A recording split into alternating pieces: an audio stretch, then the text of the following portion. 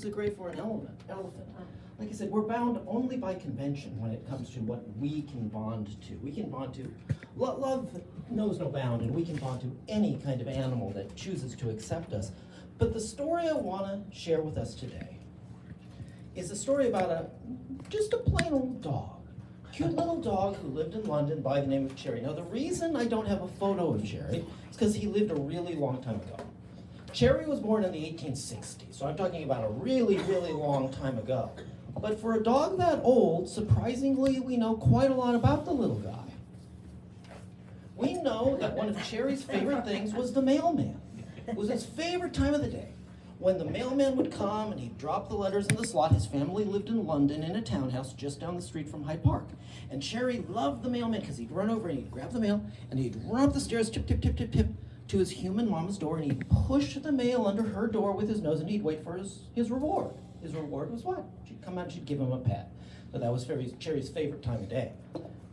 We know that Cherry liked to play soldier. He had a little uniform that he'd wear. And when company would come over, they'd dress Cherry up as a soldier and they'd say, "Cherry, march." And he'd put on a little show for the company, and then they'd say, like, "Bang, Cherry, play dead." And he'd roll over like a dead soldier. So Cherry was a really good little dog, you know, a really cute little guy. And you can imagine how aggrieved his family was when he died in 1881. 1881, Cherry passed on. Of course, they were mourning Cherry, very aggrieved, but they had another problem. In 1881 in London, it was very, very difficult to say goodbye to a pet with dignity, to give them the love at their most frail hour, on their passing, that they truly deserved, to return the love that they had given to us. Why is that so? Well, there were no burial places for pets at the time. You may wonder, why didn't they just cremate the little guy? Well, cremation has a history too. It's fallen out of vogue after the pagan world, and we were barely even cremating people back in the 19th century, much less animals. There was no place to cremate the little guy. The way you'd get rid of a pet in London in 1881, as you would in the United States or the rest of Europe, well, you could throw him in the trash. You could dump him in a river, or what you were supposed to do is take him to a rending plant. You know what a rending plant is? It's an industrial facility where they'll take your dog and they'll throw him into a vat with a bunch of broken down cows and horses and melt them into glue or fertilizer. This is not how we want to say goodbye to a beloved pet. And for Cherry's family, none of these were acceptable. So they did something very unusual at the time. They thought about it. It's like, how do we say goodbye to Cherry and make it right? I said they lived near Hyde Park, and Hyde Park had a gatekeeper. His name was Mr. Winbridge. He wore a fancy outfit, and he lived in a little cottage by the Victoria Gate, so he could open it in the morning for people and close it at night. So he had this little cottage by the gate. Cherry's favorite place in the world was Hyde Park, because on the beautiful, warm London summer days, he'd go and he'd play in the grass with his human family, and they'd throw a ball under the warm sun and the soft green grass. It's his favorite place. So they went down and knock, knock, knock on Mr. Winbridge's door. They said, "Mr. Winbridge, we have a favor to ask of you. Our dear little Cherry has died, and you knew the little dog, and he loved you, and you loved him, and you used to watch him play, and this was his favorite place in the world, just right over on the other side of your fence. Could we give Cherry a grave in your backyard, right here in your backyard? Would you do us that favor?" And he was too big a heart to say no. He said, "Okay. We're going to bury Cherry in my backyard." Mr. Winbridge buried him himself, and they gave him a little gravestone that said, "Poor Cherry died in 1881. Well, let me show you something. This is a picture of part of Mr. Winbridge's backyard today. He had where this broken stone is, that was Cherry's grave right there. His gravestone eventually broke, but that was his grave right there. This is Mr. Winbridge's yard a few years after Cherry died, right here. Poor Cherry died 1881. What does this mean? It means that a lot of other people were like Cherry's family. They wanted to give their pets a death with dignity. They wanted to give them a good death and say goodbye in a way that would truly pay tribute to the love that they received. So suddenly, "Hi, Mr. Winbridge. We heard you buried Cherry. Well, our dog Prince has died. Can you bury Prince near Cherry, somewhere in your backyard?" "Hi, Mr. Winbridge. Sorry to bother you. Our cat Fluffy has died. We heard you buried Cherry and Prince. Can you bury Fluffy?" And he just couldn't say no, until eventually his backyard becomes the world's first urban pet cemetery. He kept burying pets until his own death in 1899. Eventually, he had 300 graves in his backyard, and they were all 3 deep. So he had almost 1,000 of London's pets in his own backyard because he couldn't say no to these grieving animal owners. Now, you may be wondering, okay, that's a nice story of a charitable man, right? Is it really that big a deal? Some guy in London's burying a bunch of pets in his backyard. Didn't they bury pets in the ancient world? Is that really any different? Well, it is different. For instance, these mummies, these cat mummies from Bubastis that were buried at Bubastis, yes, the Egyptians had cats and could love them, but it's not the same thing as the way we keep domestic pets. In fact, these cat mummies, if you x-ray them, they were actually temple sacrifices. They were raised by the temple, sold to tourists, and they were killed or had their necks broken so they could be offered to the gods and mummified and put in the ground. Well, what about the Greeks and the Romans? They must have loved their animals too. Sure, some of them did. Again, it's not the same as modern pet ownership. This gravestone, Helena, in Incomparable Souls, a gravestone for a dog from ancient Rome. It's special because it is the only one that exists from ancient Rome and Greco-Roman history. The only gravestone that survives from Greco-Roman history. One, just one. This is a man who had 1,000 animals in his backyard, starting the world's first urban pet cemetery. What changed between the ancient world and the time of Mr. Winbridge? The Industrial Revolution forever changed the way we live with animals. People in the 19th century were moving into the big cities. For the first time, modern metropoli were being born. The cities that we know, New York, Paris, London, Berlin, they were moving into the countryside for the first experiment in urban living, and animals were following them. The animals they had lived with on farms were suddenly living with them in small urban apartments. Our physical relationship with animals changed, but when our physical relationship with animals changed, our emotional relationship with them changed too. Now you're living with a dog, instead of on an acre of land, you're living with him in one room. And they started to become family members across all swaths of society in a way they never had before. Pet ownership, as we know it, pets as true family members, understood and accepted by everyone across society, is born in the 19th century, and it's born as a product of urbanization. Let me give you some examples. If you don't believe me, if you're like, oh, come on, people have always had pets, right? They've always had animals. They haven't always had pets. That's a new invention. All the hallmarks of modern pet ownership start in the 19th century. Dog grooming was a contradiction in terms before the 19th century because a dog groomed itself. It just licked itself clean. First dog grooming salon, the Dogs Toilet Club for dogs' toiletries in London on Bond Street in the 19th century, where you could take your dog in to get professionally bathed. You could get its claws clipped. The 19th century, the invention of dog grooming changed our relationship with certain breeds. Poodles were considered, before the 19th century, they were considered cheap, trashy dogs. They were French army dogs. No one wanted them. 19th century, suddenly with dog grooming, people were like, hey, let me get one of those dogs with all the hair. Imagine the things we can do, the fancy ways I can make my dog look. Canine fashion, another contradiction in terms. Dogs didn't wear clothes. People wore clothes. 19th century begins the first tailleur porciens, the first dog and cat tailors, people making outfits for dogs. When you walk into Petco or PetSmart and you see all those sweaters for dogs and the harnesses and the collars, thank people like Madame Le Doublé, because they invented it in the 19th century. This idea of harnesses and collars and fancy clothing for our dogs, fancy outfits. She had a quarterly lookbook that she'd send around the United States and Europe. Number 4, lingerie, handkerchiefs, and boots. Number 3, theater costumes for your dog. Visiting and traveling dresses. Do you want empirical proof of what I'm saying? Empirical proof that we invented the modern pet in the 19th century, because I'll give it to you. Empirical proof. Dog fashions for 1889, but they're not wearing clothes. When they mean dog fashions in this cartoon, they're talking about what are the fashionable breeds. I said I'd give you empirical proof that we invented modern pet ownership in the 19th century. Okay, here it is. At the end of the 18th century, Europe's biggest expert on dogs writes a book. He is able to identify 16 breeds of dogs. 16. 100 years later, at the end of the 19th century, Europe's new expert on dogs writes a book. He can identify 200 breeds. Now, the first guy, where did those other 180 breeds come from? Was he just so daffy he didn't know about them? No, he was an expert. We invented them. We were literally inventing different kinds of animals to live with us and bond with us and be family members in an urban environment. Seriously, the 19th century changed our entire relationship with animals.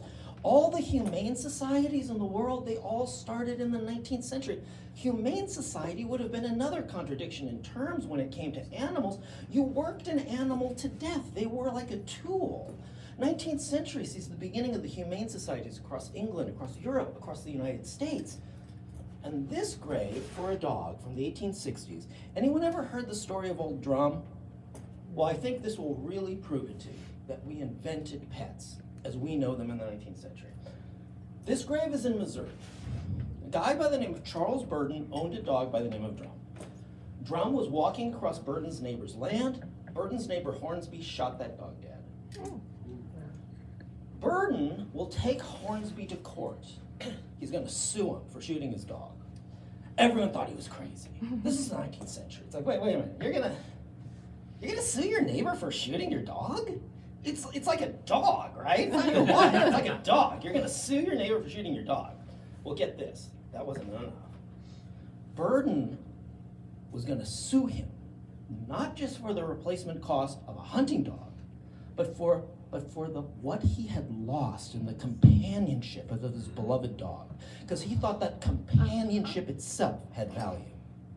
Now, I own 3 cats. I've never paid more than $45 for one at the pound. You can't offer me $50 and I'm gonna take it. It's like, yeah, I made $5 off that cat. Because her companionship is priceless to me, but that's a new idea and it starts at this trial. He gets himself a lawyer, a man named George Vest, a brilliant orator who loved dogs. And Vest says, he makes a vow, he says, I'm gonna win this case or I'm gonna apologize to every dog in Missouri, and he won that case. In 1860, for the first time ever, anywhere in the world, a court ruled on something that we take as a granted, right? That the companionship of a pet, that companionship has value. That was an absolutely new idea, and people thought it was crackpot at first. Again, like I'm saying, we invented pets in the 19th century, to the point that it was alarming to some people. This is an editorial from a newspaper, preferred dogs to babies. Incomprehensible, I know, well, he was right. Incomprehensible and absurd as it may appear to the ordinary mother of a family of children, the dog is fast supplanting in the aristocratic homes of Europe and America the time-honored presence of children. Where women most eschew the obligations of motherhood, a poodle reigns supreme. He was worried. He's like, what the hell is going on with you people? You're taking in these animals and you're acting like they're family members.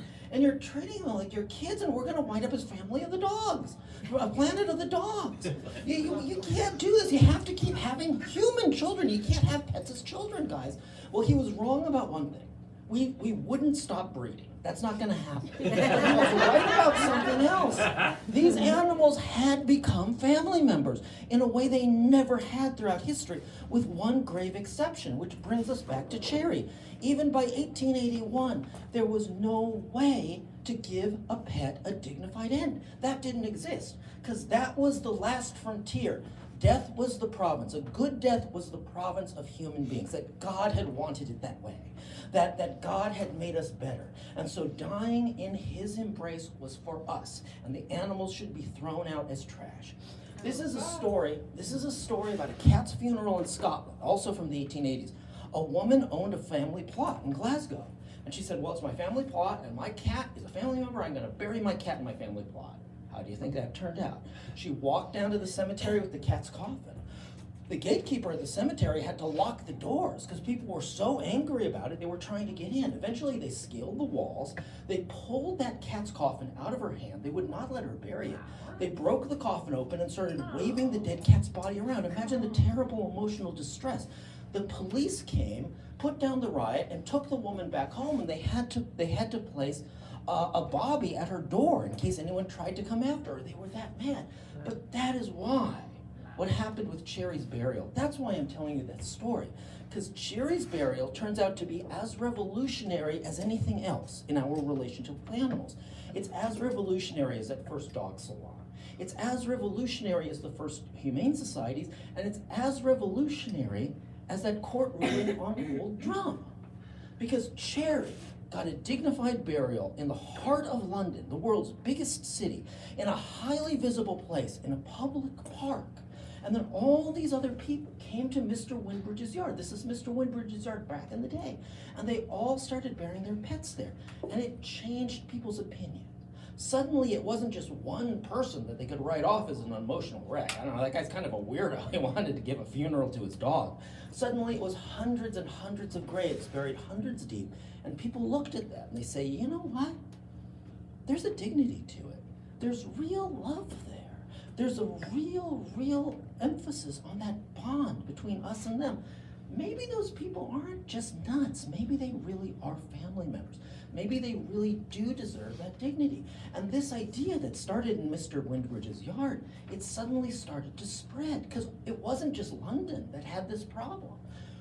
These are some of the graves that are still in Mr. Winbridge's yard. They're still there from the 19th century. Curly, a faithful friend, he pined for his lost mistress and died. To my dear Rousseau, there are men both good and wise who say that dumb creatures we have cherished here below will give us kindly greeting when we cross the Golden Gate. It's a precursor to the Rainbow Bridge. He's saying, Rousseau, this is not the end. I will see you again.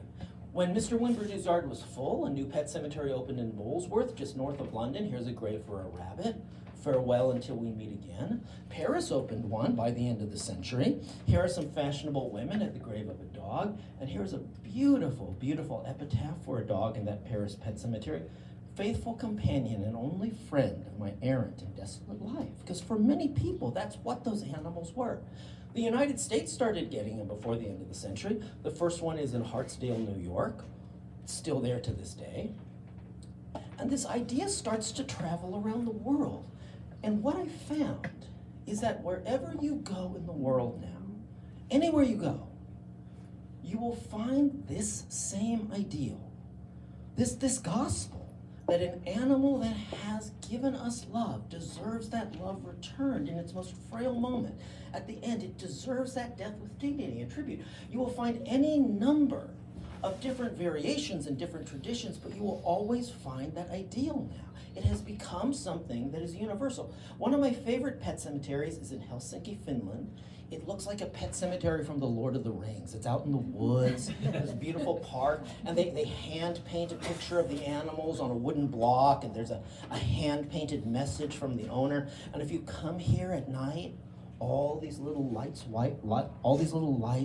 light up, the little candles, and you can walk through the forest with these beautiful animal portraits staring back at you. It's a very moving experience. Take a look at this. This is the pet cemetery in Juarez, Mexico.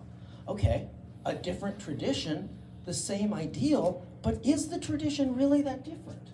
In Helsinki, they're hand-painted pictures of the pets and hand-painted messages, a different landscape, decidedly, a desert landscape, a different medium being rock, but what do we see? Hand-painted pictures of the pets and hand-painted messages from the owner. So different variations, the same ideal, always coming through. Ancient Egypt may not have had a pet cemetery as we knew it. The relationship with animals was just too different then, but it has one now. There's one now in Cairo. I visited the pet cemetery in the middle of Cairo. It was started by expatriates, French and English expatriates, on the model of the one in Mr. Winbridge's yard, and then Arabs started using it as well, and it's still in use to this day. Again, travel around the world, the same ideal, different variations, but always the same ideal. In Taiwan and Japan and places in Eastern Asia, you won't find pet cemeteries because they don't usually bury. They'll cremate, but they'll take the ashes and they'll put them in columbaria. They'll put them in these little niches that will serve the exact same purpose as a grave does for us, a tribute place to return to. Out here in the West of the United States, our localized tradition are off-grid pet cemeteries out in the middle of the desert, free burial places that are maintained, the graves are maintained by the owners, and everything is homemade. That's our tradition. There are two at Slab City, there's one in Bishop, there's one in Winter Haven, there's a huge one in Ajo, Arizona, and just outside Las Vegas, in Boulder City, there's a huge one, a different tradition, again, but the same ideal, that these animals deserve that love returned to them.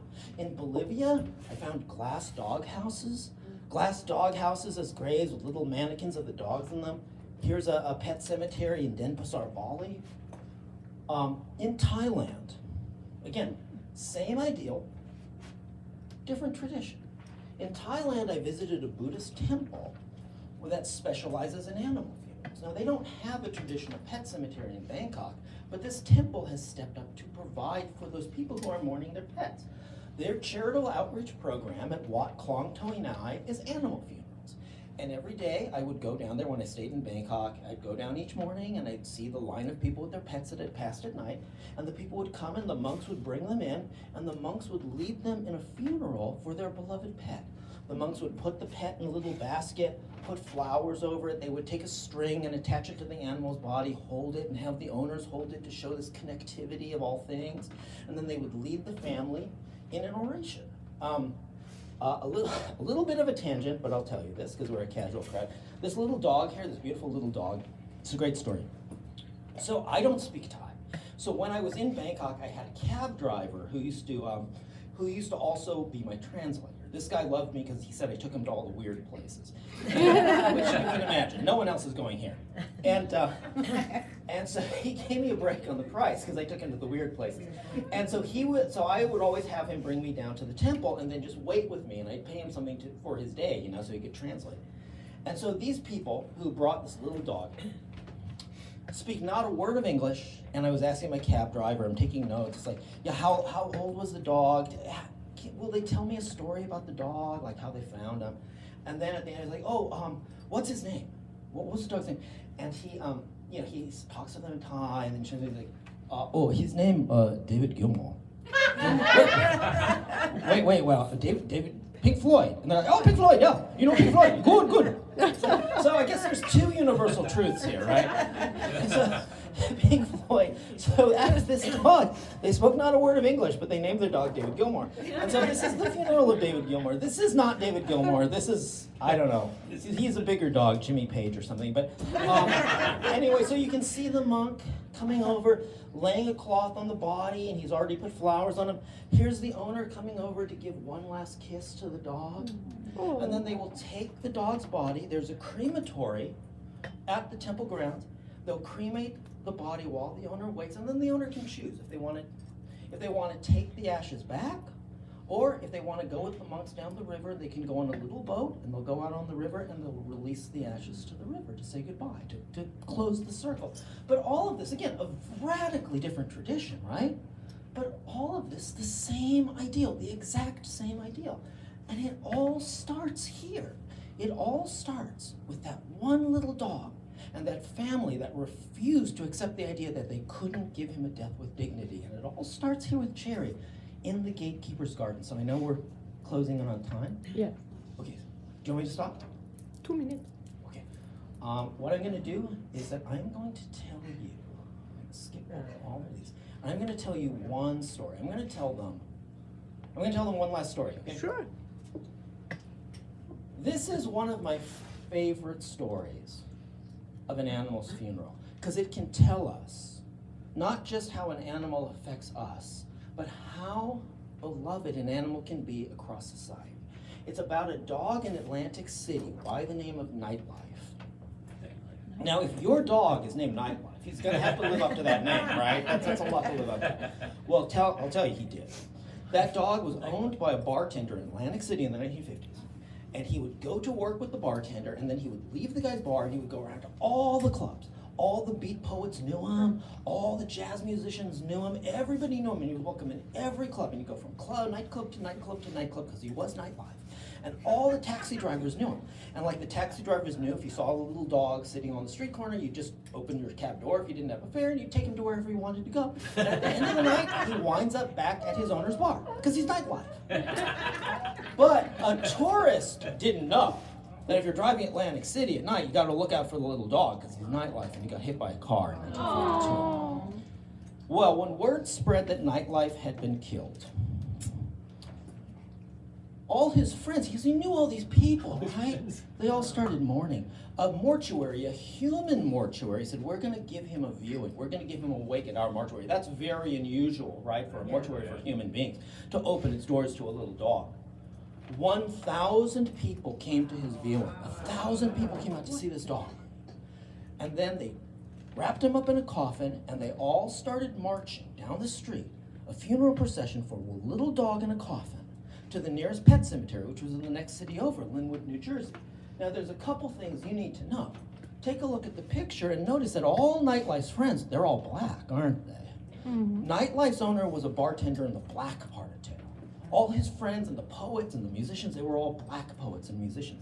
And suddenly, in New Jersey in 1952, 1,000 black people are marching down the street with a dog's coffin. You think that's going to get the attention of the police? It did. The police pull up, but they didn't pull up to stop them. The police pulled up and said, hey, we knew Nightlife too. We'll lead you the rest of the way. Wow. And those police cars turned around, but yes, the death of that dog even healed racial divisions for a day. The police cars turned themselves around and they led the funeral procession to the pet cemetery, where at the graveside, all those poets read out a few more words for their favorite dog. All the musicians sang one more song for their favorite dog, and they laid him to rest. A couple more things you need to know, if this isn't enough. Nightlife's owner was out of town the day he died. This was all arranged by his friends. They loved him that much. One more thing you need to know, he died the day before Thanksgiving. Those 1,000 people who showed up for his funeral, they canceled their holiday plans out of love for the city's favorite dog. So when you hear this, is there ever any reason before 1881 that anyone should have ever struggled to find a way to say goodbye to a beloved pet? Because they can really mean that much to us. All right, thank you. Thank you, Paul.